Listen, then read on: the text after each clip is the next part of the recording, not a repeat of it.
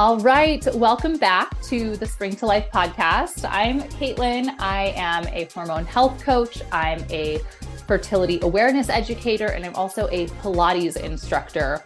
And over the past couple years, I have combined my interests and my passions into the Spring to Life method, which is a lifestyle method, a lifestyle approach for women in order for them to have balanced hormones and live cyclically, and really embrace that side of their femininity rather than working against it, because that leads to us feeling burned out, that leads to us feeling unfulfilled, at odds with our bodies, suffering from symptoms. And that is where my passion for this work really came from. In my mid-20s, I was sick of dealing with a laundry list of quote unquote normal symptoms, and realized that a lot of it was stemming from the hormonal IUD that I had had for several years.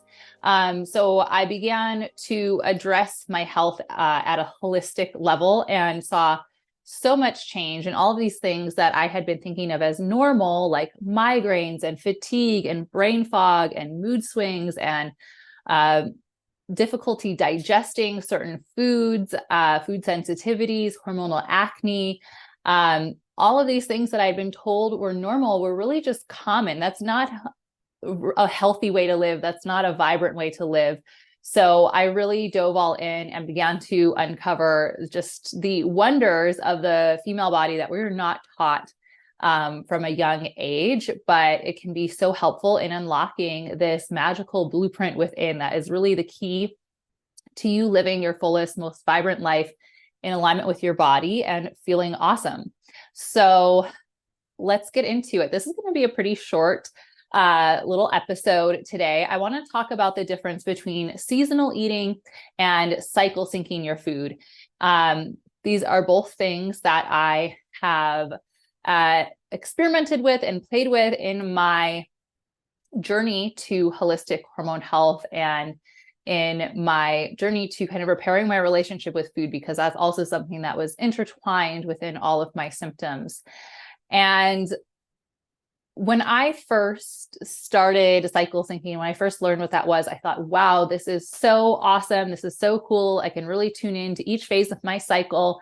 And there are different foods that relate to the different cycles, because we think of each phase of our cycle as a season. So first phase of your menstrual cycle is your menstrual phase. That is inner winter. Then you move into your follicular phase. We relate that to springtime.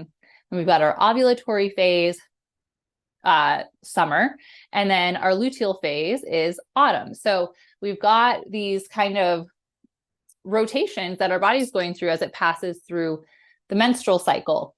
And energetically, you do feel that kind of low to building energy, to peaking energy, to then declining energy. So it makes sense that we can relate it to the seasons.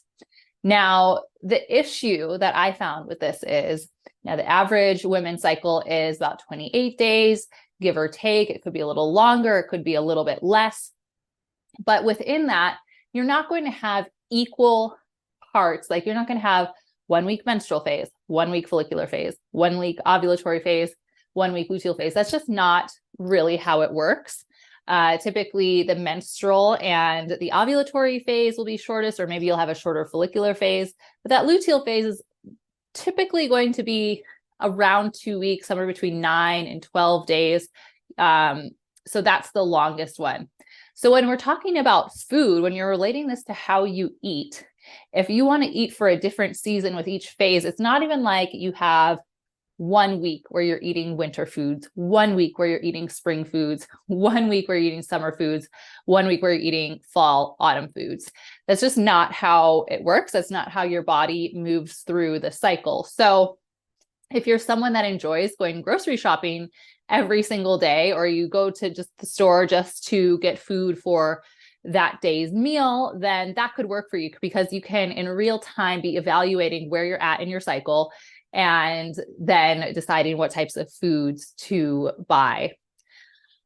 If you're somebody that likes to plan ahead and maybe meal prep a little bit, and you start Sunday and you're in your menstrual phase, you're on your period, but you've already been on it for 3 days, that doesn't mean that you're going to still be on your period for another week, right? I mean, depending on your cycle, hopefully that's not the case for you. But it just doesn't work out where you're going to be equally dividing the time. So for me personally, when I really started to dive into cycle syncing, I had all these different resources. I had these books, I had these websites that I was referencing, and all these different people's advice of things that you could eat during each phase. It became really overwhelming for me to figure out, like, okay, I need to buy these ingredients and have this. And then you have things that you don't get to use and they go bad. And you need all these complicated ingredients for this recipe, and different things for this recipe that's for your luteal phase. It just felt very overwhelming to me. And I just felt like I couldn't keep up with it. It was really discouraging because I wanted to honor my cycle. I wanted to honor my body, but I was really struggling with this idea of cycle syncing my food from week to week. And so to give you some examples, like winter foods, think about what's in season in wintertime. It's not a really great growing season. You get like root vegetables, maybe some leafy greens. You're eating a lot heartier foods, maybe things that have been canned or frozen or pre-prepared. And then as you move into spring, a lot more things come into season. You start to have more like sprouts and budding vegetables, and a little bit more variety in the fruits that are available to you. And then summertime, you kind of think of like tropical fruits and things like that. And then autumn, we start to move into more of those root vegetables, pumpkins, squash, things like that. So that's just with the produce. And some of the resources that I was referencing, also we're talking about which grains were best for each part of your cycle and which proteins were best for each part of your cycle. And some people said being vegan was better. And then they couldn't find a lot of information on cycle syncing food with animal proteins in it. So it felt really complicated. And then to think about buying all of these different kinds of produce day to day, week to week, was also like, number one, overwhelming. Number two, time consuming. Number three, not very cost effective. It's expensive to buy a pineapple or mangoes in the dead of winter where I live here in Northwest Montana. It's maybe a little bit harder to find a pumpkin in March or April than it is to find one in October, November. So I just started to think, like, why this feels so difficult? This feels so complicated. Why does it have to be like this? And I started to think more about the idea of the seasons. I'm existing right now in the season of autumn. So what is available to me now? Pumpkins, squash, root vegetables like potatoes and beets and parsnips, things like that. Lots of dark leafy greens. Apples are in season. Pears are coming into season. Citrus is really great. But I'm not seeing a ton of mango and papaya and fresh strawberries and cherries at my grocery store right now. So for me to be in my ovulatory phase and insist on eating strawberries, that's just not realistic unless I want to have frozen strawberries, which is also totally fine. But I wanted to just have a way of eating that made sense. So I kind of let go of cycle syncing food for a while. It was kind of always in the back of my head, but that wasn't my main priority. And I started looking more into macronutrients because it became very apparent as I was healing my hormones that prioritizing protein, which is not something I'd ever really done in my relationship with food and eating at all of all time in my history. I had always been, I loved carbs, I love fruits and vegetables. And I also went through a phase when I was really dealing with some health issues where it felt difficult to digest animal proteins. And I thought, this is not something that I should be eating. So I just was never protein dominant in my diet. But the more educated I became on hormone health and just overall nutrient needs in our body, it became very clear that prioritizing protein was the way to go. And the more protein I consumed throughout the day, the better I felt. The less sugar cravings that I had, the more balanced my meals were, the more sustained my energy was. So I realized that we really just need to stick to the basics. We need to make sure we're getting enough protein every day, that we are balancing our plate with carbohydrates and healthy fats, and that we're staying hydrated. All of these things are so much more important than varying your food seasonally throughout an individual cycle.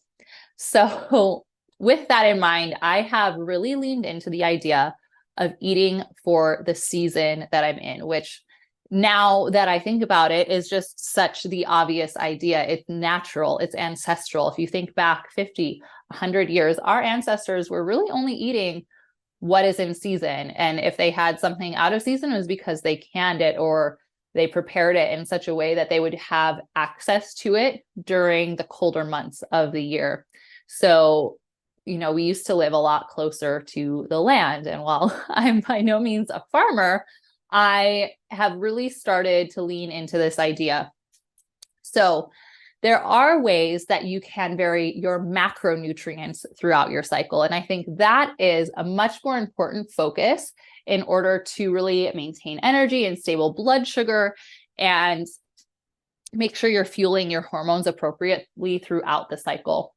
So in the first half of your cycle, in the follicular phase, that's the menstrual and the follicular phase and the ovulatory phase, actually. So about the first 2 weeks of your cycle, you are more insulin sensitive. So what this means is that your body is going to respond to and process carbohydrates more effectively. So you can actually eat more carbohydrates at this time, and your body is going to process them in a much more effective way. So when I say eat more carbohydrates, I don't necessarily mean like carbo load, but when we talk about percentages, maybe you're eating like 5% more carbohydrates during your follicular phase than you do in the second half of your cycle during your luteal phase. What stays consistent is that you're always getting a ton of protein. You should be going at least a half a gram to a gram per pound of body weight per day. So I honestly, I'm not exactly sure how much I weigh, but I try to aim for about 30 grams of protein per meal. If I'm having a snack, hopefully there's like 10 to 15 grams of protein in that snack. So this really changed the way I think about food and the way I think about eating, because instead of being like, oh, I'm hungry, I really want to have like a bowl of cereal, or I'm hungry and I really want to have, something sweet as a snack. Now I think to myself, well, does this thing have protein in it? Does this snack have protein in it? And, every once in a while, if I'm out and about and I'm grabbing a tea or a coffee and I want to have a pastry, I will do that. But for the most part, what I'm trying to do is make sure I'm fueling my body with protein, because what happens when you just have the pastry or you just have something that's kind of like empty calories is you're hungry right away. It's not satiating you and it's not helping to sustain your energy. It's giving you this blood sugar spike and then it drops off and you get hungry or maybe get tired, maybe get hangry. That's something that I really used to deal with a lot, of just getting into a really bad mood because for lack of eating or not eating properly balanced meals. So that is where we can vary things. First half of the cycle, I feel like I just went on a whole tangent there. First half of the cycle, follicular phase, you are more insulin sensitive. So maybe raising your carbohydrates just a little bit, and then keeping that protein about, at least for women, if you want just a number, 100 grams of protein per day, 90 to 100 grams of protein per day. Once you get into your luteal phase, post ovulation, this is when you become more insulin resistant. So you're going to maybe drop off on those carbohydrates, but maybe increase protein and healthy fat intake because your body's really going to use that. And the thing is, during your luteal phase, your core body temperature, your basal body temperature actually elevates slightly. And our metabolism speeds up and our hunger also increases. So denying yourself food during that time of your cycle is never going to be constructive. You need to be fueling your body in order to feel your best, because this especially so when you're approaching your next period, this is when those PMS symptoms come up. So we really want to stabilize the blood sugar. We really want to make sure we're meeting our body's macro and micronutrient needs so that we can hopefully reduce or eliminate any PMS symptoms that you may typically experience. And what I see with a lot of women that I work with, once they start implementing these practices, they're surprised when their period comes, because they usually are dealing with really bad cramps, or they get a headache, or they have body aches, or whatever, insert your PMS symptom here. They don't experience that anymore. And then their period takes them by surprise, which is really the way that it is supposed to be. So all of that to say, you can vary your macronutrients during your cycle. That is the best way to cycle sync your foods, is to vary your macronutrients and eat the produce that's in season. That's usually going to be the stuff that's on sale at the grocery store. It's going to be the stuff that says this was grown locally at the grocery store. It's going to be what you can find at the farmer's market. Eating as locally as possible is also going to be really healthy for you and for the environment. So now we're in autumn. You want to think about, okay, what do I have available to me? Sweet potatoes, butternut squash, pumpkin, apples. This is where onions, garlic, this is where you start to get more into like roasted vegetables and soups and stews. Last week I did my chicken week is what I call it. So at the beginning of the week, I'll roast 2 or 3 chickens, depending on how big they are. We'll have a regular like roast chicken dinner with like some rice or mashed potatoes and vegetables on the side. And then I shred up all of that chicken meat, put it to the side. I keep the carcasses for making bone broth. And then I have planned out through the week how I'm going to use all of that chicken in order to make our dinners, which then usually become leftovers for lunch the next day. Last week, we did a lot of soup because I was testing some new recipes and I was really excited to embrace the crisp weather that we've been having here in Montana. And it was really delicious. It always works out where we have just enough chicken to get through the week. And then I'm able to make myself a delicious batch of bone broth on the weekend. And I use some in season fruits and vegetables for my bone broth as well. I used an orange, ginger, turmeric root, cinnamon sticks, and that is honestly my favorite recipe for bone broth. It turns out so delicious. And then this week I've been playing with some other new recipes. I did roasted root vegetables, beets, parsnips, sweet potatoes. That was super delicious. We're going to have a Thanksgiving-esque turkey dinner tonight. And I'm just incorporating all of these seasonal vegetables, the things that are local to us here. I've been doing mashed potatoes with cauliflower or parsnips just to add a little variety and add some more micronutrient variety into our meals. And I think this is a way to get really creative in the kitchen as well. Maybe experience some flavors that you're not used to if you kind of get into a habit with the way that you eat. And like I said, you can vary macronutrients. So last week when I did the chicken week, I was in my follicular phase. So there was maybe a little bit more carbs in the meals. We did a lot of, there was a rice casserole and a soup with some rice. This week we've been eating more red meat and we're going to have some turkey, like I said, and really amping up the vegetables, rather than having like a traditional carb, like a rice or a pasta. So I'm sharing all of this with you because these meal plans that I'm working on are something that I'm going to share with you. I think it's nice to have something to inspire you in the kitchen, or maybe if you are just like, I need to be told what to do, I don't want to have to think about it, then this is something that you can just follow by the book. And I will be releasing it very soon. Still working on some details. I want to test a few more recipes. Not only is it going to be dinners that serve as leftover lunches, I also include recipes for breakfast. I've been doing some baking, so some healthier muffins to have alongside your protein-rich breakfast, and a few extra lunch recipes as well in case you want to meal prep. And just for reference, I cook for a family of two, me and my boyfriend, and we both eat a decent amount, but we usually have leftovers. So that is who this like meal plan is built for, but you can always increase the yield or plan to make something extra for lunch if you have a larger family and that, one dish is going to just be that one meal. But I'm really excited to be releasing this. This is actually something that I get asked about a lot, about cycle syncing food and when you should be eating this type of food or that type of food. And I think that this is going to really help to guide you if this is something that you want to start implementing and honoring your body. And what you'll find is that it's really basic. It's really just about what I was talking about balancing your blood sugar, because the more satiated we feel with protein and then balanced with carbohydrates and fat that we feel, the more, that's just how we're going to want to eat all of the time. And it also, like I said, helps to reduce those sugar cravings. That's something that I also really battled with a few years ago, of just having this horrible sweet tooth. And I still love something sweet. I love to have some dark chocolate after dinner, but I'm not dying to have the sugar anymore, because it's not as much of a drug as it used to be.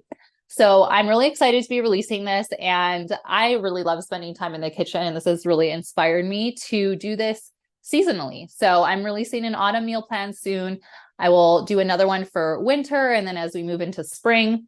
If you are interested in getting access to this meal plan, I will be sharing the link. I'm going to make it, I haven't decided on a price yet, but it'll be very affordable, very low ticket item for you. So if you're interested in accessing this autumn meal plan in the next week or two, just click the link in the show notes. I'm going to put my mailing list. So I'm just going to be sending it out to my email list.